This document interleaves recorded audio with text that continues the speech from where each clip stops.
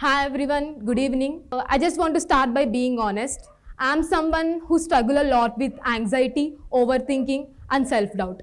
I would always worry about what others think of me, replay conversations in my head and feel overwhelmed by my emotions. If you have ever felt this way, you're not alone. If you have ever felt this way, you're not alone. But I'm here to say something. Change is possible. I'm not here to say that I have conquered anxiety entirely, but I have learned ways to manage it.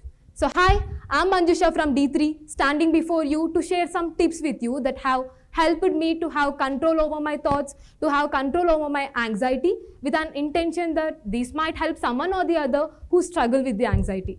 The first and the foremost thing that helped me was embracing spirituality. I am someone who trusts a lot in Jesus. I am someone who finds strength in Jesus. Like 1 Peter chapter 5 verse 7 from the Bible says, cast all your anxiety on him because he cares for you. Whether you believe in God or some higher power, the idea is the same. Some burdens are too heavy to carry alone. When I started praying and trusting that things would work out, I felt lighter. Instead of trying to control everything that surrounded me, I learned to surrender. And the second thing that helped me was journaling things. Journaling is not just like writing everything that happened in your day. It is so much more than that. Journaling is a tool for self-reflection, I can say. See, when I started writing, I didn't just document my day. I asked myself, what triggered my anxiety? What can I do to do this much more better? Like, why am I feeling this way? And slowly, journaling became my therapist. It became my safe space, I can say. And the best part is that the more I wrote, the more I understood myself. And the third thing is having me time. From the day that I have decided to overcome anxiety, spending time with myself, having a cup of tea and roaming for an half an hour in the ground by viewing that sunset view has become the most favorite part of my day in the college. Like, I started reading, I started taking quiet walks, I've started simply sitting with my own thoughts. Instead of running away from them, I started listening to myself. And then I have realized that I was enough. And the last thing that helped me was stop seeking validation. This was the most hardest part of all, but the most liberating part too.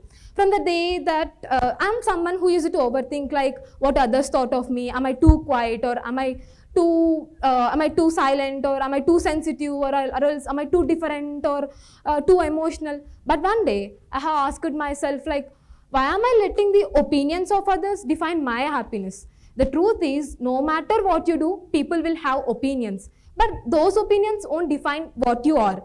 And like when I stopped seeking validation, I started to live for myself. I felt very free. And I lived for myself, not for approval, not for validation, and not for likes. Did I overcome anxiety?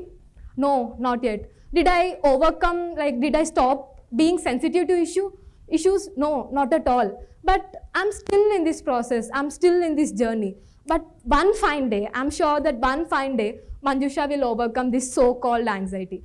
But in this meanwhile process, what I have learned is that mental stability and independence can be achieved through some small and consistent steps, like embracing solitude, like reflecting and letting go of the external expectations. And I just want to conclude by hoping that these tips might help someone or the other who are in the same boat struggling with the so-called anxiety. And for those, I'm here standing here to say that you're not alone.